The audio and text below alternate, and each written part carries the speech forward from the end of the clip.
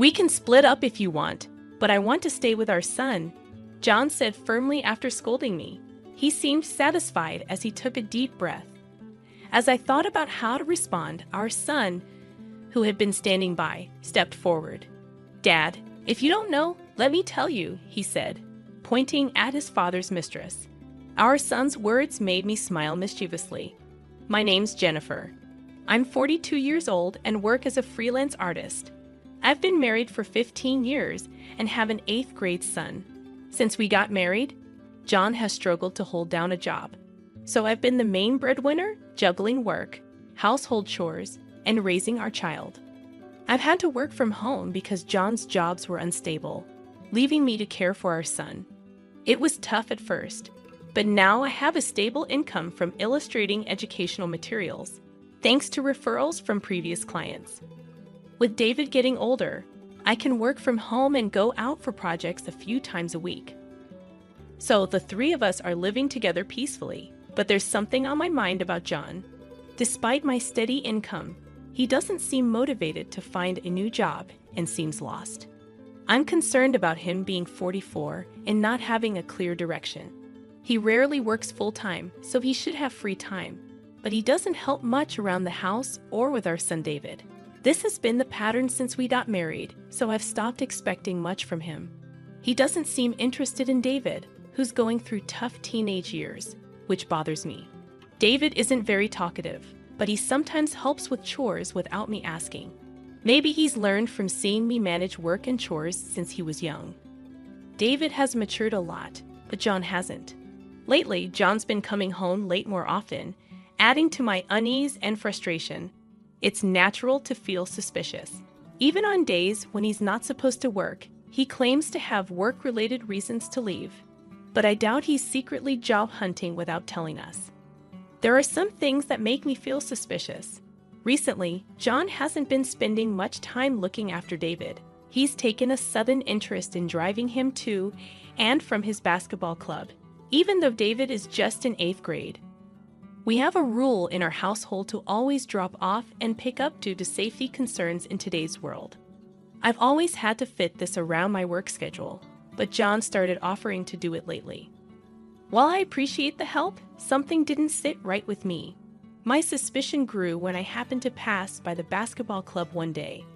I decided to take a different route home after shopping and saw John there, despite him saying he'd be late due to work out of town. He was chatting happily with a woman who seemed to work at the facility. As I stood there, the woman noticed me and asked if I was David's mom. I awkwardly acknowledged her, realizing I hadn't remembered all the staff's faces. I chatted with her briefly, ignoring my husband's tense demeanor. The woman introduced herself as Jessica, but I found it odd that she didn't mention her role with my child. Seeing my confusion, John seemed eager to end their conversation. On the way home, there was an uncomfortable silence between us, and it felt like he was intentionally avoiding me. Despite his seemingly cheerful conversation with Jessica earlier, he walked beside me with his head down, avoiding eye contact. I could sense that something wasn't right.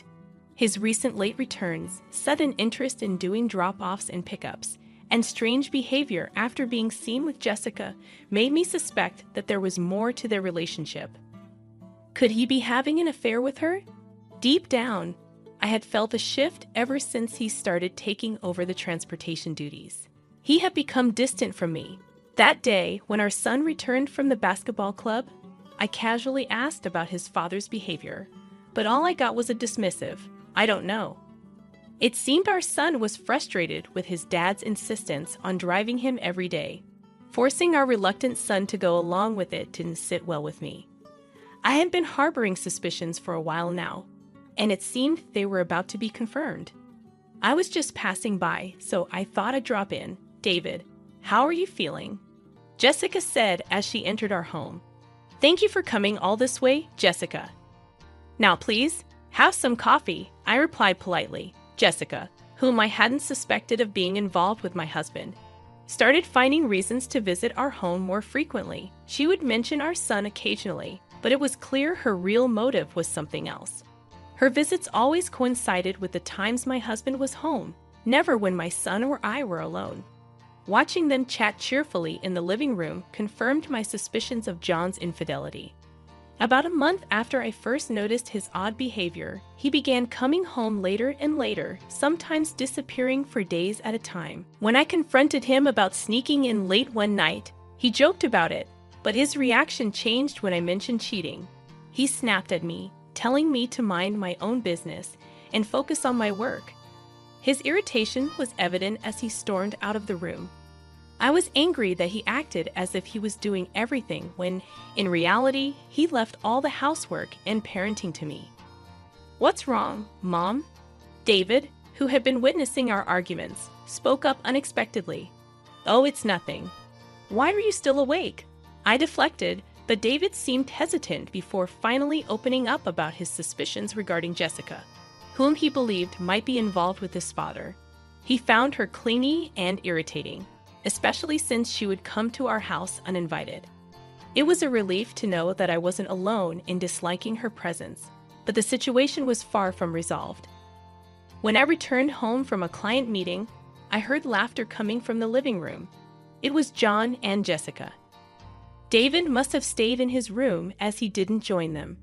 As I entered the living room, both John and Jessica turned to look at me.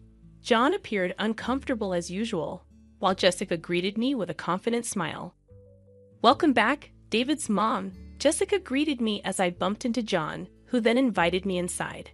I couldn't shake off the unease I felt about Jessica addressing my husband by his name.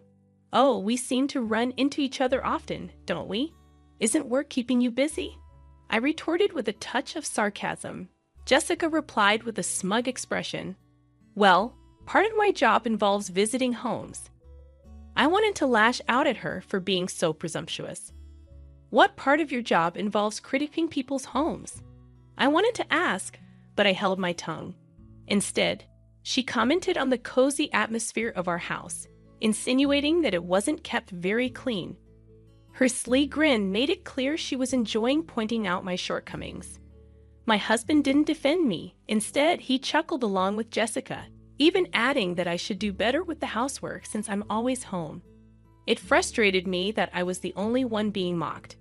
Feeling overwhelmed, I quickly retreated to the bedroom, still holding my belongings, overcome with frustration, sadness, and embarrassment.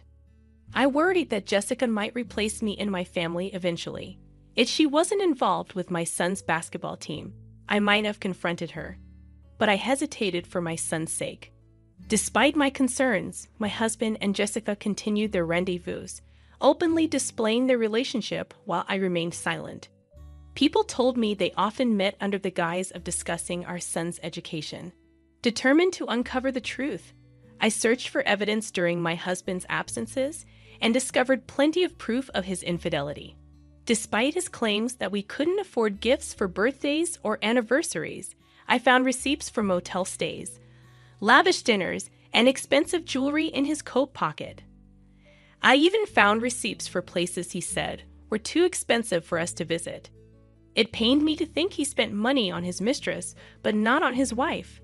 Despite my hurt, I stayed composed and continued gathering evidence. Divorce crossed my mind, but I wanted to wait until David graduated high school. Nevertheless, I resolved to gather as much evidence as possible to protect myself. I wondered where my husband got the money for his affair. Even if he used his entire salary, it would be challenging to sustain.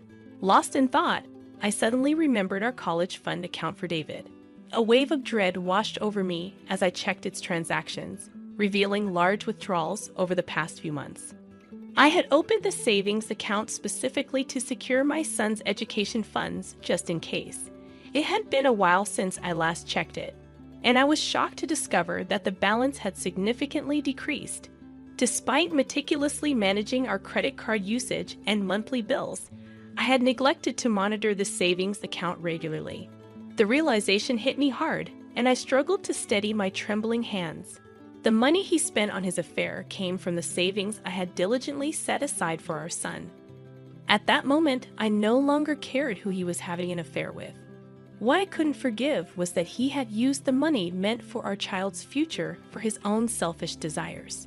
His betrayal against me as his wife paled in comparison to the betrayal against our son.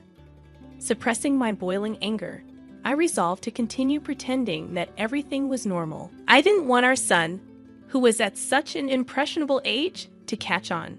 I chose to shoulder all the problems and worries alone, not wanting to burden our hardworking son with unnecessary stress. However, the strain began to take its toll on me, leading to small mistakes in my household chores and work. Even Mrs. Smith, a longtime client, noticed my worn-out state and expressed her concern. While I struggled, my husband seemed to be enjoying himself with his mistress more than ever. Without my interference, he appeared more relaxed. Sooner or later, our son David would inevitably become aware of the issues surrounding our family. Recognizing my subdued demeanor, David silently offered to help with the laundry, expressing his understanding of the situation. His quiet support warmed my heart and fueled my anger toward the traitor who had jeopardized the money I had saved for our son. There had to be consequences for his betrayal. I contemplated reaching out to someone who had offered to support me, clenching my fists as I swore vengeance against my husband and his mistress. One evening, my husband abruptly announced that he would be away for almost a week due to work. He insisted that he was attending a training program in another state, but I had my doubts about the truthfulness of his explanation. The restaurant chain where he worked only had locations within our state, and there were no offices or branches elsewhere. I distinctly remembered him boasting about this perk when he first took the job, emphasizing that there would be no need to relocate out of state. While my son and I engaged in conversation with him, we both harbored skepticism about his story. My son casually mentioned, one of the staff members from my club is also off work for a week around this time. I don't know if she's going on vacation, but it seems unusual. Going on a week-long vacation requires some cash. Despite our casual tone, my husband appeared startled by our observation. Until then, he had been proudly discussing the rigorous training program he was supposedly attending, but suddenly fell silent and glanced down at his smartphone anxiously. Ever since I became certain of my husband's infidelity, I had been monitoring both him and Jessica closely. I even hired a private investigator who confirmed that Jessica, who worked at the basketball facility, was also taking a week off. I had known all along that my husband's supposed business trip was merely a cover for a romantic getaway with Jessica. While I could have caught him red-handed, I had other plans in mind. I had been scheming since learning of my husband's intentions to travel with Jessica. Naturally, I didn't intend to proceed without my son's agreement, but fortunately, he was on board with my plan. On the day of their trip, I bid farewell to my eager husband, and then my son, and I set about cleaning the house. With the assistance of some relatives who came over, we also began packing. Our plan was to relocate while my husband was away and stay elsewhere until we found a new home, temporarily staying with some accommodating relatives. Upon learning of our situation, our relatives, enraged by my husband's actions yet concerned for David, graciously offered us a place to stay. Additionally, I safeguarded our savings by transferring all remaining funds to my personal account, ensuring that my husband couldn't access it.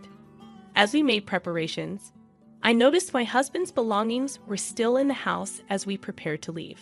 It didn't feel right to abandon his things, so after some consideration, I decided to send them to a specific location. With Mrs. Smith's approval, I arranged for a pickup service to collect the boxes. Surveying the neat and tidy house my son and I now shared, we exchanged a satisfied smile. A few days after we had relocated, my phone suddenly rang, startling me in the midst of our temporary stay at my relative's place. Seeing my husband's name on the caller ID, I couldn't help but sigh involuntarily. "Hello, Jennifer," he greeted me. "Hey, what's going on?" "It's the middle of the day," I responded, already anticipating his request. "Actually, during my training, I ran out of money. Can you transfer some funds to my account?" His voice sounded panicked, confirming my suspicions. No wonder our savings account was drained. He couldn't access any funds. His desperation was palpable, more so than usual. Was it because he didn't want to appear inadequate in front of Jessica? Feeling exasperated, I declined his plea, almost amused by his predicament. Why don't you use the account you always dip into?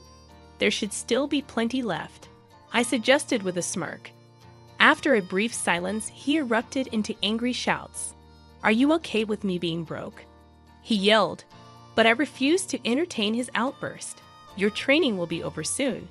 You'll manage without money, I countered, goading him further. Suddenly, a frantic female voice could be heard in the background. It was the moment I had been waiting for. Surprised by Jessica's voice in the background, my husband abruptly ended the call. With everything falling into place, the next day my son and I headed to a specific location, a grand mansion with immaculate gardens, clearly the residence of affluent individuals. As if on cue, we found my husband and his mistress in a room. My husband looked terrified as he sat on the floor, offering apologies to someone. That someone, with a stern expression, was Mrs. Smith, a longtime client of mine and the principal of the middle school attended by my son David. Over the years, we had developed a close bond, sharing personal troubles and trusting each other implicitly. My husband's actions have caused trouble, and I must apologize. I began taking responsibility for my husband's misconduct. It turned out that Jessica, who had been on a trip with my husband, was confronted by her parents about a package she had received at home. She had no choice but to return home immediately. And naturally, she insisted that my husband accompany her. Hearing Mrs. Smith's words, my husband trembled with fear. Mrs. Smith had been deeply concerned about my declining health since learning of John's affair. When I finally confided in her about the affair, and she discovered that her daughter was the mistress, she was devastated. However, Mrs. Smith was determined to make amends for her daughter's actions and had been cooperating with me ever since. She offered a heartfelt apology, gesturing toward the piles of boxes, and sternly reprimanded her daughter. You should be ashamed of yourself for coveting what isn't yours, she scolded. Jessica's attempts to defend herself fell flat, claiming it was all a misunderstanding and questioning the sanity of the sender of numerous packages to their house. Turning to my husband, Jessica pleaded for support, but he remained silent under my disapproving gaze. With a panicked expression, Jessica confessed that she had no idea her mother worked with me and never intended for her strict mother to discover her affair with a married man. Mrs. Smith is a teacher, and she has very strict rules about what's right and wrong. She's not likely to forgive her daughter for what she did, but I didn't feel sorry for Jessica at all. I want you to say sorry, Mrs. Smith said firmly. My daughter has to make up for what she did. Even if it takes her whole life, she has to do the right thing. Why is this happening to me? Jessica cried, but I didn't pay attention to her. Instead, I looked at my husband, who was standing silently beside her. Don't you have something to say? I asked him, feeling angry. Then, unexpectedly, David, who was standing behind me, spoke up. Jessica isn't just a regular worker. She's only an intern at the club, David said firmly. And don't you dare try to be friendly with me again. Your flirting with other men is gross. It turned out that Jessica wasn't even officially hired at the club.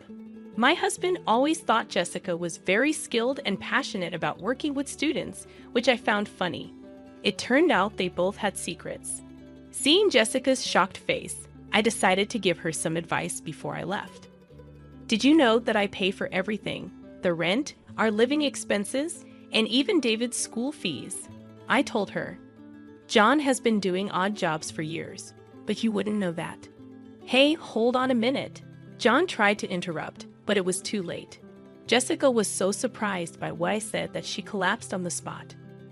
It turned out John had been pretending to have plenty of money, hiding the fact that I was the one supporting our family. He wanted to impress Jessica, so he made it seem like he had everything under control. He made me look lazy and useless in front of her. Mrs. Smith was devastated when she found out the truth about John and Jessica. When David and I happily returned home, we saw John looking defeated, with Jessica and all their things. Mrs. Smith had kicked him out. Months passed since we moved.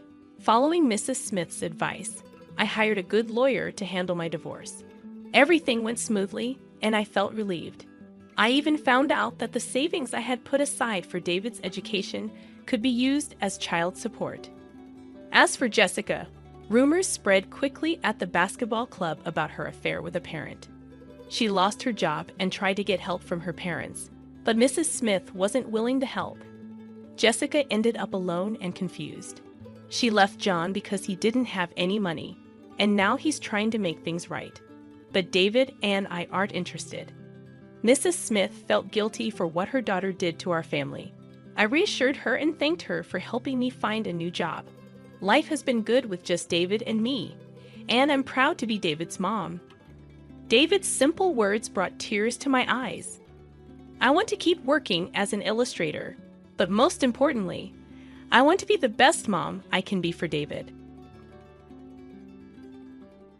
9 people? That's just too much. Do they think this is a baseball team? I've always harbored a dream since childhood. A cozy house straight out of picture books with a white dog frolicking in the yard. But reality isn't always so sweet. After finally securing my own house, I returned from work only to find it transformed into something resembling a dormitory. I won't forgive them for this. My name is Mary, a 32-year-old office worker who had been focused on my career. Since my late 20s, my friends started getting married one after another. There were months when wedding gifts really added up to my expenses. Feeling a mysterious urgency, I started trying my hand at dating. Mary, when are you going to give me grandkids? Every time I visited home, my dad David would say this, making me so uncomfortable that I gradually stopped visiting as much. My mom passed away when I was young, so I grew up with my dad, my brother, and my paternal grandparents. My brother married early and built a house near our childhood home. He has 2 daughters, my adorable nieces. I've got cute nieces at my brother's place. Isn't that enough for you, Mary? We always ended up arguing about it. Then, after a while, my dad was involved in a traffic accident. By the time I got to the hospital, he was in a very bad state. My energetic father quietly passed away while my brother's family and I watched over him. Dad, I had someone I wanted you to meet. Actually, at that time, I had a boyfriend introduced to me by a friend. He had just proposed, and we decided to marry. He was a bit of a show-off, but a kind man. His name was Richard. Now, with both my parents gone and my brother having his own family, it's gotten lonely, hasn't it? I muttered this, stroking my cat Lucy after returning home from the funeral. Mary, you're not alone. You're going to be a part of my family. Richard, sitting next to me, gently held my hand. He came to check on me, worried about how I was doing. Let's build a happy home together. I thought I could have an ordinary happiness. Little did I know back then what would happen. Welcome. It's a bit cramped, though. I visited Richard's family home for a family meeting. Patricia, his mother, spoke plainly and was full of energy. I hesitated as I entered the room, thinking it would be just the in-laws, but it was crowded with in-laws, step-grandparents, Richard's brother Charles and his wife Sarah, and their kids Thomas and John. Nice to meet you. Wow, that's a lot of people. The house built by James, Richard's father, felt somewhat run down. Honestly, it was old, but the family welcomed me warmly, easing my nerves. On the way back in the car, speaking of which, there were so many people. Today felt like Christmas or Thanksgiving. It must be quite an event, I said to Richard, who laughed in response. It really is cramped. I can't believe they managed to live like that every day. Hearing this, I was genuinely surprised. Richard's family home was never really spacious. I initially believed it was just a temporary gathering. 8 people in that house, wow, that's something. Richard mentioned it was originally just the 4 of them, his in-laws and step-grandparents. However, Charles, who couldn't hold down a job, moved in one day with Sarah and their kids without asking. Charles will probably move out once he finds a stable job, Richard said with a laugh. Back then, I merely thought Richard's family had its challenges. After marriage, Richard and I, along with our cat Lucy, lived a peaceful life without kids. Richard was fairly helpful around the house, and Lucy was fond of us. As for his family, Charles and his family were still living in that house, with walls covered in children's scribbles. Patricia laughed, saying she gave up on cleaning them long ago. Sarah, Charles's wife, always looked tired. She was older than Charles and close to my age, so we quickly became friends. "Hey, Sarah, hurry up. Mary, don't just stand there. We're out of beer." Whenever I visited, it seemed like Sarah and I were the only ones not sitting down, constantly busy. I wondered if this was our fate, but the thought of Sarah doing this every day was unholy frightening. Sarah worked full-time, filling in for Charles, who hardly worked. I hesitated to ask, but finally did. "Have you ever thought about leaving him?" "I've heard that before. Well, it's tough as it is, but we have kids, and he used to be so kind." I couldn't see any good in Charles, but I guess they had their reasons. That's what I thought. Around this time, Richard suddenly suggested, "How about we build our own house?" I was surprised, but also happy. Actually, I have a small dream since I was little. I'd always dreamed of living in a quaint house like those in storybooks, with a white dog in the yard. I have a white dog in the garden. I'd never told anyone, but when I shared the dream with Richard a bit shyly, he said, "That sounds great." We spent our free days visiting model homes, choosing a housemaker, and a year later, our dream home was completed. "We've got to make sure we keep up with the mortgage," Richard said. "Absolutely," I replied with a smile. On the first weekend after moving in, Richard's family came over for a housewarming party. "Here, Joseph, hand over the gift. We're coming in." "Oh, what a lovely house." Patricia seemed quite pleased, as if it was her own home. I smiled politely, thinking, it's a celebration. Then Joseph handed me 2 cans of beer, looking like he had just bought them. I mean, seriously. Charles wandered around the house, and upon finding our bedroom, exclaimed, "Oh, this bed is super comfy." Saying that, Charles started rolling around on the bed. The kids, following their father's lead, got excited. "Look, there's a cat." They ran around chasing our pet cat, Lucy. Lucy is friendly, but she had never met so many people at once, so she got scared and hid in the back of the room. Poor Lucy. I glanced at Charles and Richard, who had already started a party with the in-laws. "Mary, Patricia is insisting on appetizers. Quickly, can I use your kitchen?" "And sorry about scaring Lucy," Sarah said apologetically. Why is someone as nice as her with a guy like that? I had grown to care for Sarah like a real sister. "I'll handle it, Sarah. You relax," I said, but she still helped with the cooking while managing the kids. The step-grandparents were always quiet, almost like dolls, not talking much. But they said, "What a lovely home, right, James?" "Yeah, sorry for the noise," James replied, even though the loud ones were the in-laws. The step-grandparents were the ones with common sense in that house. In other words, the odd ones out were the in-laws and Charles. From then on, the in-laws and Charles would visit our house almost every weekend. They partied till dawn. So loud that we got complaints from neighbors and even the police. The step-grandparents, Sarah, and the kids hadn't visited our house since the housewarming, but the in-laws didn't hesitate to put me to work. I was at my wits' end. Richard had also started showing his true colors. Once I had a cold and I was too weak to prepare dinner. I asked Richard, who was home early from work, to pick something up. He came back with 2 hamburgers. I couldn't even think of eating them. "Why hamburgers?" "I can't eat this right now," I said without thinking. Instead of getting angry, Richard said, "What are you talking about, Mary? You need to eat to get your strength back." What if I had the energy to eat that? I wouldn't have asked for help in the first place, I thought to myself. By the way, when Richard was sick once, I offered him a hamburger sarcastically. His response was, "No, that's ridiculous." "Are you trying to annoy me?" That's what I said. In short, this family was self-centered and lacked empathy. They were done for as people. Enjoy your freedom while it lasts. I'll make sure you all get what you deserve. With that thought, I smirked wickedly. A few days later, I had a business trip scheduled. On the morning of my departure, I cheerfully said, "Well, I'm off then," to Richard. "Is your business trip starting today?" "What a coincidence. Sarah is also on a business trip from today," said Richard. "Really? I had no idea. What a coincidence," I replied. Mom said they'd be in trouble without someone to take care of the house.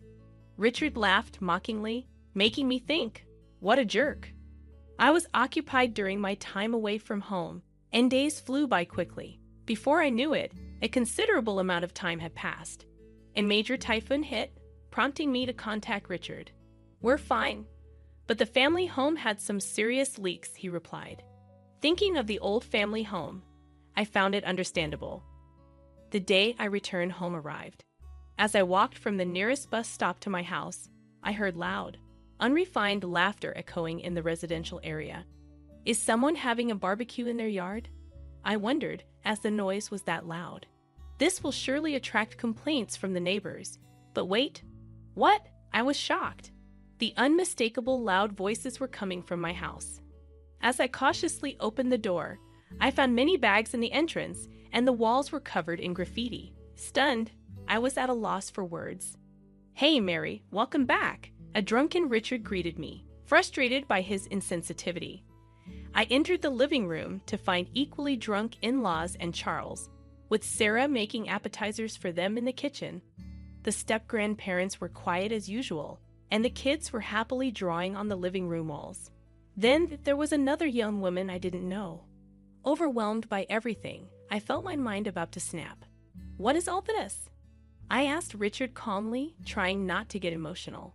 Didn't I tell you the family home had leaks because of the typhoon?" I've heard that part, and then Richard's story was this. The family home had a massive leak, and with Sarah away, the in-laws, having nowhere else to go, temporarily moved into our house. The in-laws, Charles, and I thought, why not live here? Richard said proudly. Even with this explanation, I was baffled into silence. "It's fine, we're family. We have extra rooms, no problem," the in-laws added, smiling. "It's all right, Mary. The walls got a bit dirty, but it's just kid stuff," Charles said nonchalantly. "And who is that woman?"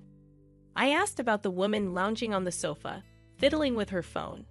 "Oh, that's Karen, a mutual friend of me and Sarah," Richard explained. "Right, Sarah?" Charles asked her. "Yeah, that's right," she answered with a smile. This girl, Karen, was kicked out by her parents, and Richard said it was okay for her to stay.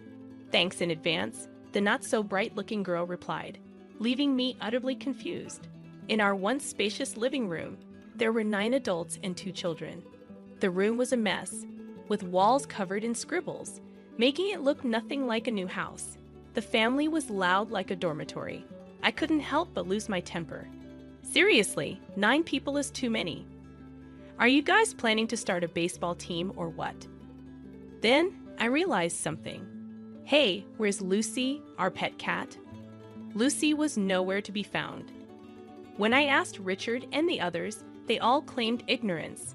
While frantically searching for Lucy, Thomas told me Charles opened the window to smoke, and she ran away.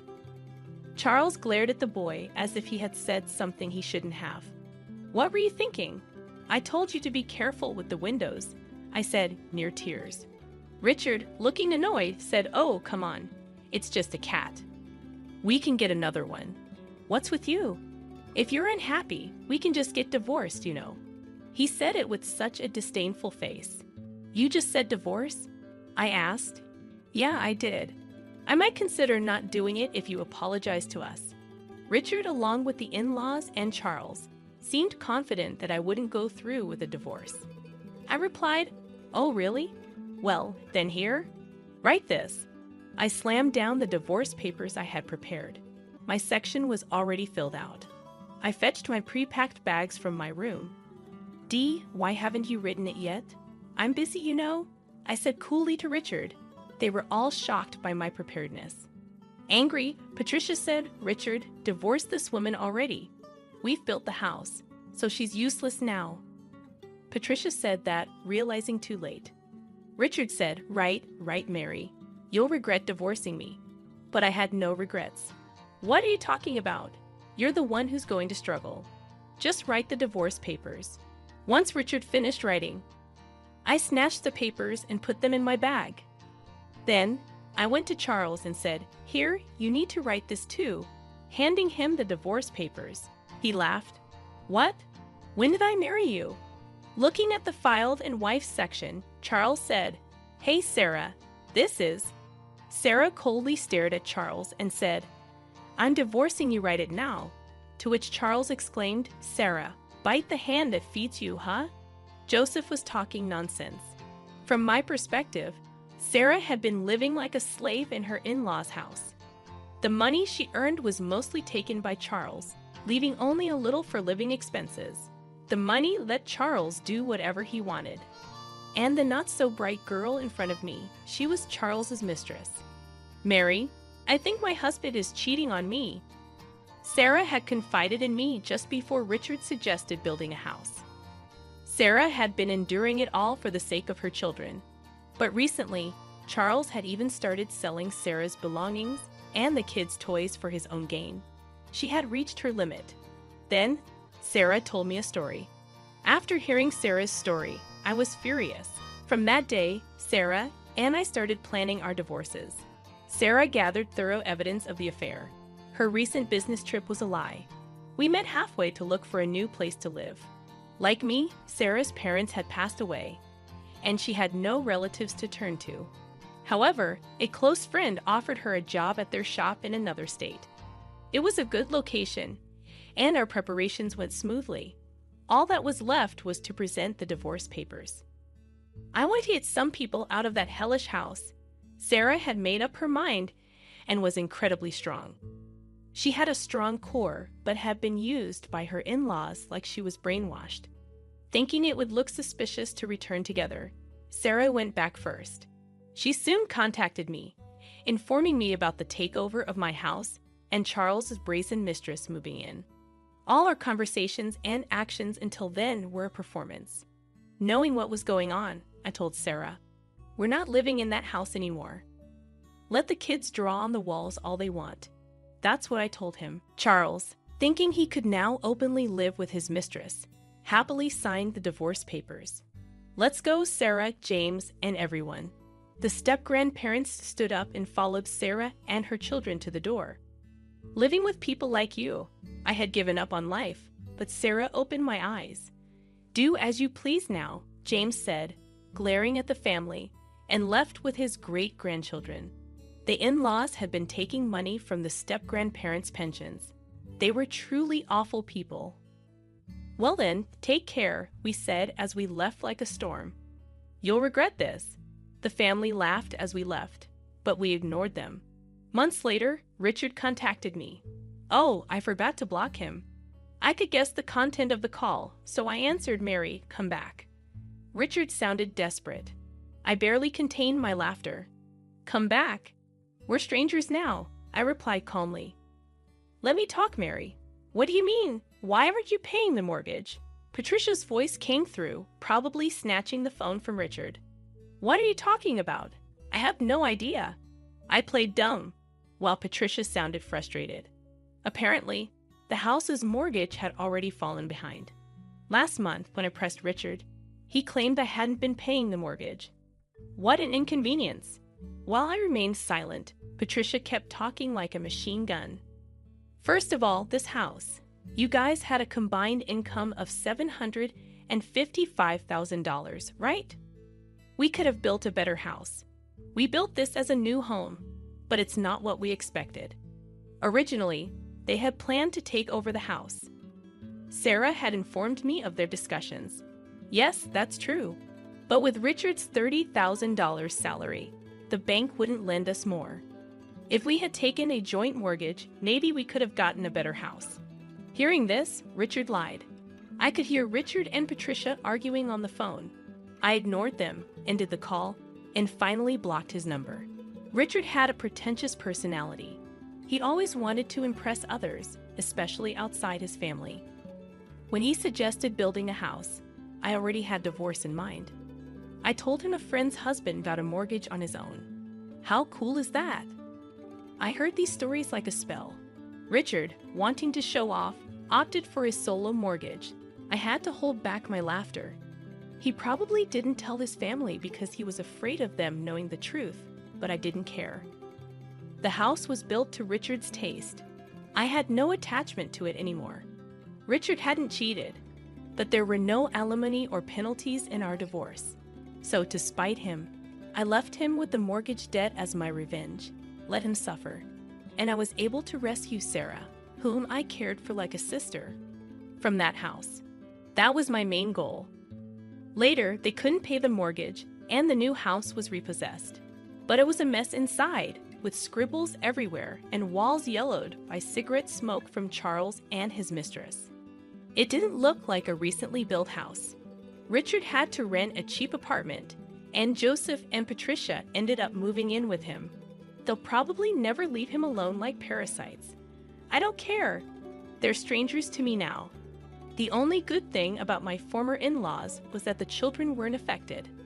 Otherwise, they were the worst.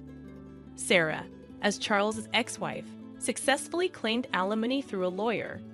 She had to borrow money but managed to pay it off. I'm glad for her. Charles and his mistress became outcasts in their community and are now missing. They haven't repaid their debts, confirming how awful they are. Sarah is happily working at her friend's place, and her kids are doing well too. I hope they find happiness this time. James and Barbara seem brighter now, like a weight has been lifted. They sold the old family home and are enjoying their retirement in a distant place with their savings. That's great news. As for me, I've requested a transfer to a local office.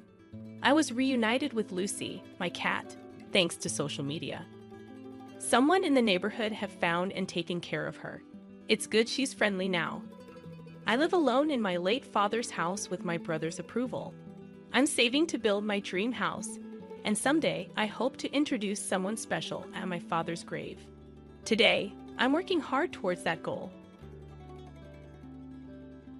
The memory of that fateful day when Richard callously tossed the crumpled divorce papers at my feet is etched in my mind like a haunting scar. I stood there frozen, absorbing the impact of his chilling words. I've sold the house because I'm moving in with her. It's over, Anna. At 34, I was a devoted homemaker to our 13-year-old son, Jason. Our seemingly idyllic life shattered in that singular moment, leaving me blindsided, naive, and utterly unprepared for the tumult that lay ahead. Rewinding the clock, Richard and I first crossed paths when I was a mere 19, and he, a charming 26-year-old man employed at a pharmaceutical company's main office. Fresh out of high school, I worked as a receptionist at one of its subsidiaries. Richard's attention flattered my young and inexperienced self, and he seemed like the fulfillment of a dream. Our whirlwind romance led to an unplanned pregnancy, and before I knew it, we exchanged vows in a modest ceremony. Life, back then, appeared simple, or so I thought. I devoted myself to our home and to raising Jason, while Richard's presence dwindled over the years. Busy with his career, I didn't question the growing distance. I was immersed in the day-to-day challenges of family life. The day he left, everything crumbled, and the reality I had chosen to ignore came crashing down. Richard's infidelity and the signs of a strained marriage were apparent, but I had turned a blind eye. Left with no other option, Jason and I relocated to my family home, where the reception was far from warm. My sister Laura and her husband made it clear that we were unwelcome intruders disrupting their settled life. Feeling lost, armed only with a high school diploma and no significant work experience, I faced the daunting task of finding a job to support myself and my son. The job market proved intimidating, with each rejection amplifying my already fragile state. Yet with Jason's well-being in mind, I pressed on. Eventually securing a position at a call center, it wasn't ideal, but it offered a glimmer of hope in the darkness that had engulfed my life. The job demanded long hours, irate customers, and a constant buzz of activity. But it restored a sense of purpose lost amid the chaos of my personal life. Navigating the complexities of the corporate world, I became acutely aware of my sheltered existence. My lack of knowledge, particularly in legal matters like divorce and alimony, had left me vulnerable to Richard's whims. This realization fueled a determination within me never to be so helpless again. Immersing myself in learning and understanding the world beyond the confines of home and family, I began a journey of self-discovery as Jason continued to grow. I observed the impact of our circumstances on Jason. He became quieter, more reserved than his peers. His eyes held a depth too mature for his age, yet he displayed a resilience that I admired. In the face of our new life, he adapted with a strength that marked the beginning of our journey, a path laden with struggles and revelations. Within those challenges, I discovered a strength previously unknown to me, and amidst the revelations, a determination to fight back and reclaim what was rightfully ours. Life at my sister Laura's house served as a daily reminder of how far we had fallen. Her husband, Mark, barely concealed his disdain, frequently reminding me that we needed to find our own place soon. The pressure was relentless. Job hunting became a daily ritual, and each rejection deepened the sense of despair. Despite the turmoil, Jason's quiet resilience kept me going. He remained focused on his studies, his determination unwavering. One day, a job opening at a customer service center caught my eye. It wasn't glamorous, but it presented an opportunity. The nerve-wracking interview found me feeling out of place in my outdated suit with an embarrassingly thin resume. When asked why I wanted the job, I refrained from saying I had no choice. Instead, I mustered a smile and expressed a desire to learn and grow. To my surprise, they offered me the position, a contract job, but a start nonetheless. Mixed emotions accompanied the news I shared with Laura and Mark. Relief, tinged with a stinging sense of inadequacy, as Mark remarked, "Finally, you can start contributing." The job was challenging, the fast-paced environment, and endless calls overwhelming. But I persevered, driven by the need to provide for Jason and prove to myself that I could stand on my own. As I settled into the routine, reflections on my marriage with Richard surfaced. How had I been so blind to the late nights, unexplained absences, and whispered phone calls? I had brushed them off, believing in the illusion of a happy family. The truth was stark. Richard had been living a double life, and I was merely a convenient facade. This realization fueled a growing anger within me, anger towards Richard for his betrayal, and towards myself for my naivety. A conversation with a coworker, a single mother more informed than I, opened my eyes.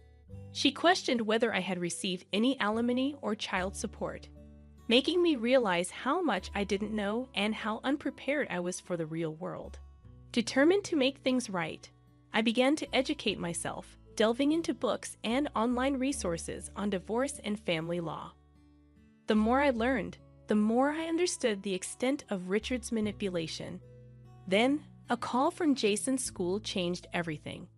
He had been in a fight, defending my honor against accusations of being a gold digger. It was a wake-up call. I couldn't let Richard's betrayal define us any longer. That night, as I watched Jason sleep, I resolved to chart a new course for our lives. I made a solemn vow. I would fight back, reclaiming what Richard had taken from us. This fight wasn't just for my sake. It was for Jason's future. It was time for Richard to face the consequences of his actions. The small apartment we eventually moved into stood in stark contrast to the home we once shared, but it was ours. Though its walls were bare and the furniture minimal, it symbolized a fresh start. Jason adapted swiftly, surprising me with his resilience. Immersing himself in his studies, he displayed a fervor that was both impressive and concerning.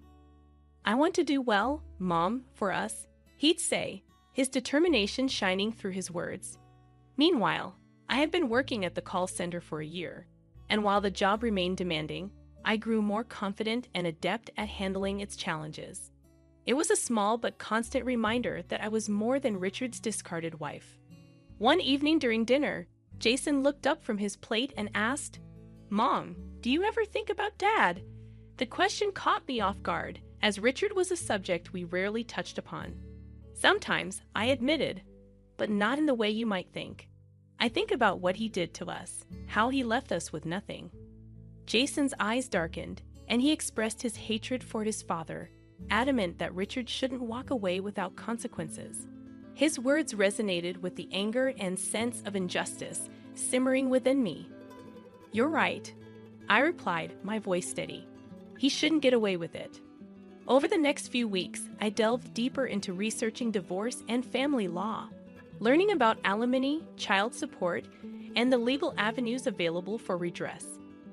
Empowered by newfound knowledge, I made a breakthrough, discovering that in cases of infidelity, the betrayed spouse could file for alimony even years after the divorce under certain conditions. This revelation, supported by evidence of Richard's cheating, emboldened me. Approaching a sympathetic lawyer, her eyes reflected an understanding beyond professional courtesy. "You have a case," she affirmed, cautioning that it wouldn't be easy. Undeterred, I nodded, my resolve firm. "I'm ready for myself and for Jason." The lawyer outlined a plan. We would file for alimony, citing Richard's infidelity and failure to provide financial support after the divorce. The process would be long and possibly contentious, but I was prepared. Jason remained supportive, his quiet strength a constant source of comfort. "We'll get through this, Mom," he'd assured me. "We're in this together." The day we filed the lawsuit brought forth a mix of emotions: fear, anxiety, but above all, a sense of righteousness. Richard had wronged us, and it was time for him to answer for his actions as the legal proceedings commenced. I braced myself for the inevitable backlash. Richard wasn't going to take this lying down. However, I was no longer the naive young woman he had left behind. I had emerged stronger, wiser, and ready to face the legal battle ahead. Taking legal action against Richard felt like opening a Pandora's box. The lawyer's investigation unearthed more than just infidelity. It revealed a complex web of lies and deceit that Richard had woven over the years. As we sat in the lawyer's office one afternoon, she presented us with a file that surpassed my expectations. "This is more than I expected," she said, her tone serious. Richard wasn't just unfaithful. He was leading a double life. The documents painted a damning picture: bank statements, credit card bills, and photos providing evidence of Richard's secret life, filled with luxury and indulgence, all while neglecting his family. The lawyer pointed to a photograph: Richard looking carefree and happy with a woman who wasn't me, his arm wrapped around her. My heart clenched at the sight, but I steeled myself. This was the truth, the reality I had to face. Jason's face hardened as he looked at the evidence. "How could he do this to us, to you?" His voice was a mix of anger and disbelief. "We'll make him pay for this," I said, my voice firm. "He can't get away with it." The lawsuit took a toll on us. Richard's lawyers were aggressive, attempting to discredit me and paint me as a vindictive ex-wife. However, I stood my ground, fortified by the evidence and the support of Jason and our lawyer. Then came the day of the deposition. Richard sat across from us, his demeanor smug and confident, but that confidence waned as the lawyer presented the evidence. "Mr. Richard, can you explain these expenses?" she asked, her tone accusatory, sliding the bank statements across the table. Richard's eyes flicked over the documents, and I saw a flicker of panic. "These are personal expenses. They have nothing to do with my marriage." The lawyer continued, her gaze unwavering. "And these photos tell a different story." Richard's facade began to crack. He fumbled for words, his composure slipping. "That was nothing serious, just a fling," he finally admitted. Jason interjected, his voice icy. "You destroyed our family for a fling." The room was thick with tension. Richard's excuses were feeble and unconvincing. As we left the deposition, I felt a sense of vindication. Richard had been exposed for what he truly was, a cheat. However, it was not over yet. The lawsuit would continue, and I knew Richard would fight back. But for the first time, I felt in control, no longer a victim of Richard's betrayal. I was fighting back, not just for myself, but for Jason and the life we deserved. The lawsuit against Richard dragged on, each hearing more contentious than the last. Amid this turmoil, a surprising development unfolded. One evening, Jason came home with a peculiar look on his face. "Mom, you won't believe what happened today," he said, a mix of amusement and disbelief in his voice. Curious, I asked, "What happened?" Jason nodded. "I had a job interview today at a pharmaceutical company. Guess who the HR manager is?" I felt a chill run down my spine. "Not Richard," I said. Jason nodded again. "Yes, Richard." He didn't recognize me at first. I guess he'd forget his own son's face. The irony was bitter. Richard, who had discarded his family for his career, was unknowingly interviewing his own son. "What did you do?" I asked, part of me anxious about the encounter. Jason's eyes gleamed with a cold fire. "I played along at first, but then, in the end, I couldn't resist. I asked him if the company condones affairs." The look on his face was priceless when he realized who I was. I was torn between shock and a sense of poetic justice. Richard confronted by the son he had abandoned in a setting where he had always felt most powerful. "What did he say?" I pressed, my heart racing. Jason replied. He denied it, of course. So I pushed further. I confronted Richard during the interview, questioning how he could sit there interviewing me when he had destroyed our family for his own selfish desires. Jason's voice, bitter but triumphant, left Richard speechless as I left him to stew in his guilt. The revelation was staggering. Richard was now facing the consequences of his actions in the most unexpected way. It was a twist of fate that seemed almost too fitting. Curious about why Jason went to that interview, I asked him. His response was simple yet profound. He needed to see Richard face to face to show him that despite everything, he didn't break us. We're still here, and we're fighting back. The aftermath of Jason's encounter with Richard sent ripples through our ongoing legal battle. Richard, now aware that his own son stood against him, became increasingly desperate in his defense. Our lawyer, Miss Carter, called for a strategy meeting, informing us that Richard's lawyers were pushing for a settlement. Given the evidence and Jason's testimony, she believed we could push for more. When asked for his opinion, Jason's determination was clear. We go all the way. Richard needed to be held accountable, not just financially, but morally too. Miss Carter nodded, her expression resolute. Good, then let's prepare for the next hearing. It's going to be a tough one, but we have the truth on our side. The hearing proved challenging, with Richard's lawyer trying to paint a picture of a remorseful man who had simply made a mistake. Miss Carter remained relentless, presenting evidence of Richard's deceit and neglect of family responsibilities. Richard himself took the stand, his demeanor a mix of defiance and feigned contrition. "I regret the pain I caused my family," he said, lacking genuine remorse, "but I believe the settlement offered is fair and just." Jason challenged him, questioning the fairness of abandoning his family and engaging in deceit. The courtroom fell silent, the weight of Jason's words hanging in the air. Richard's son had exposed the hollowness of his excuses. The judge, after deliberation, ruled in our favor. The settlement was significantly more than what Richard had offered, a tangible acknowledgement of the harm he had caused.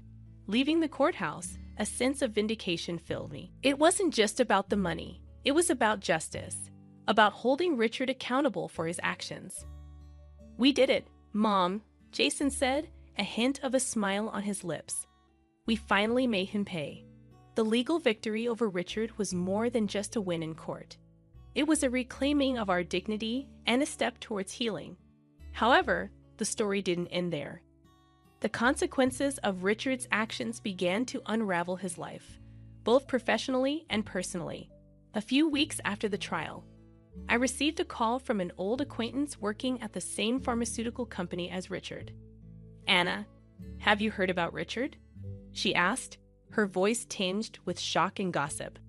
"He's been demoted. After your lawsuit, the company did their own investigation. Turns out he was using company resources for his personal affairs. They've transferred him to a remote factory, practically a career death sentence." I sat in stunned silence, absorbing the fall of the once rising star in Richard's career. Jason listened quietly, his satisfaction evident. "Good," he said simply. "He's getting what he deserves." But the retribution didn't stop there. Richard's social circle, once tight-knit, started to distance themselves. His reputation, tarnished by the lawsuit and the company investigation, became a liability. I heard about Richard's fall from grace, how he had to sell his apartment to cover the settlement and legal fees, and how his second wife struggled to adjust to their new diminished lifestyle. It was a harsh reality, one brought upon himself by his choices driven by selfishness and deceit. As I reflected on these developments, a sense of closure and justice settled within me. I realized that this was not just about seeking revenge. It was about justice, about the universe righting a wrong. Richard, who had once seemed untouchable, was now facing the consequences of his actions. One evening, Jason and I had a reflective discussion, the tone more contemplative than vengeful. "Do you feel sorry for him?" Jason asked, his voice neutral. I paused, considering the question. "No," I finally said, "but I do feel a sense of closure. It's as if a chapter has finally ended, allowing us to start anew." Jason nodded in agreement. "Yeah, it's time to move on, to focus on our lives." As the chapter closed, Anna and Jason looked towards the future, the weight of the past slowly lifting from their shoulders. Having faced adversity and emerged stronger, they were now ready to embrace the next chapter of their lives. With the legal battle behind them and Richard facing the consequences of his actions, a new sense of freedom enveloped their lives. It was as if they had been released from a dark cloud that had loomed over them for years. Their small apartment, once a symbol of struggle, began to feel more like home. They redecorated, making it a reflection of their new beginning. The walls, once bare, were now adorned with artwork, and the shelves filled with books and memories. Jason, now more relaxed and focused, excelled in his studies. His previous resolve, born out of anger and a desire for justice, had transformed into a genuine passion for learning. "I'm thinking of applying for a research internship this summer," he told me one evening, his eyes bright with excitement. "That's wonderful, Jason," I said, feeling a surge of pride. "You've worked so hard for this." Their conversations shifted from the past to the future, from what they had endured to what they hoped to achieve. They talked about travel, the places they wanted to see, and the experiences they wanted to have. One day, as they sat sipping coffee in their newly decorated living room, Anna brought up a topic that had been on her mind. "Jason, have you thought about dating? You know, meeting someone special." He chuckled, a bit embarrassed. "I've been so focused on school and everything else, but yeah, I think I'm ready to start dating." She smiled, happy to see him considering a normal, happy aspect of life. After everything they had been through, it felt like a victory in itself. As for Anna, she had grown in her role at the call center, taking on more responsibilities and even mentoring new employees. The job that had once been a necessity had become a source of fulfillment. One evening, as they were having dinner, Jason looked up from his plate and said, "Mom, I've been thinking. We should invite Grandma to come and live with us. She's been alone since Grandpa passed, and I think she'd like it here." The suggestion warmed Anna's heart. "I think that's a great idea, Jason. She's always been there for us. It would be nice to have her close." With Grandma now living with them, their home felt fuller, brimming with laughter and stories for the past. Her presence brought a sense of completeness, a connection to their roots that they had long missed. As they sat together, Grandma shared stories of her youth, of the challenges she had faced and overcome. "Life is a tapestry of experiences," she said, her eyes reflecting the wisdom of her years. "Some parts are dark and difficult, while others are bright and joyful. But together, they make a beautiful picture." Her words resonated with Anna. Their journey had been tumultuous, marked by pain and struggle, but it had also been a journey of growth and resilience. They had emerged from the darkness not unscathed, but stronger and wiser. Jason, now more confident and driven, had become an embodiment of that resilience. His academic pursuits were flourishing, and he had even started dating someone he met at university. Seeing him so happy and fulfilled filled Anna with an indescribable joy. As for her, she had found a sense of purpose beyond the call center. She started volunteering at a local community center, helping other women who had faced similar challenges. Sharing her story and lending a listening ear brought a sense of fulfillment that she had never known before. One night, as Jason and Anna sat on their balcony looking up at the stars, a sense of calm enveloped them. "Mom, do you ever think about Dad anymore?" he asked, his voice gentle. She paused, considering the question. "Sometimes," she admitted, "but not in anger or resentment. I think about how far we've come since then. Hauki was a part of our story, but not the defining part." Jason nodded in understanding. "Yeah, I feel the same. He's just a chapter in our past." They sat in silence for a moment, each lost in their thoughts. The journey they had been on was not one they had chosen, but it was one that had shaped them in ways